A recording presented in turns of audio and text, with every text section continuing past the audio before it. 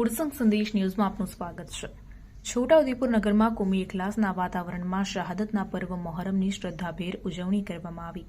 સાથે જ યા હુસૈનના નારા સાથે આશરે 20થી વધુ મોટા અને 200 જેટલા નાના તાજિયાઓનું વિસર્જન કરવામાં આવ્યું।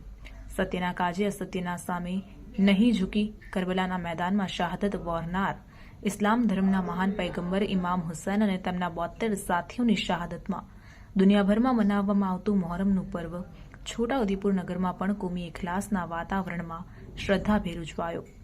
છોટાઉદેપુર ખાતે સાંજની નમાઝ બાદ તાજિયાને કસ્બા વિસ્તાર રહી જાગનાથ મંદિરની પાછળના રસ્તે રહીને કરબલા શરીફ ખાતે લઈ જવામાં આવ્યા। આ સમયે સરકારી નિયમ અનુસાર પોલીસનો ચાંપતો બંદોબસ્ત રાખવામાં આવ્યો હતો અને પોલીસ પરિવાર દ્વારા સારો બંદોબસ્ત ગોઠવી સારી કામગીરી કરાઈ હતી। તાજિયા શરીફ કસ્બા અખાડા પર તાજિયા બેસાડવામાં આવ્યા હતા।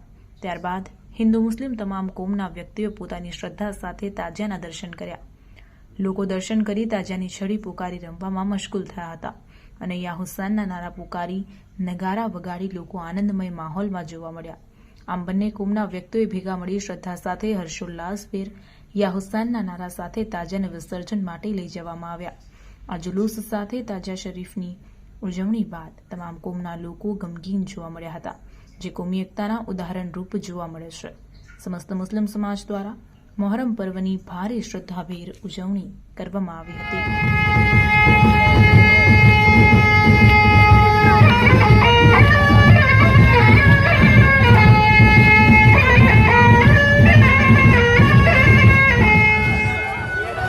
આજ રોજ છોટાઉદેપુર નગરની અંદર મોહરમનું તહેવાર મનાવવા જઈ રહ્યા છે મુસ્લિમ સમાજ। આ તહેવાર હઝરત ઇમામ હુસૈન રદિયલ્લાહુ તાલા અન્હોએ જે બલિદાની આપેલી અને એમના ઘરબાર પરિવારને આખા પરિવારને લૂંટાઈને ઇસ્લામ ધર્મ માટે જે કુરબાની આપી એ પર્વને યાદ કરીને મુસ્લિમ સમાજ આજે મોહરમનું તહેવાર મનાવવા જઈ રહ્યું છે।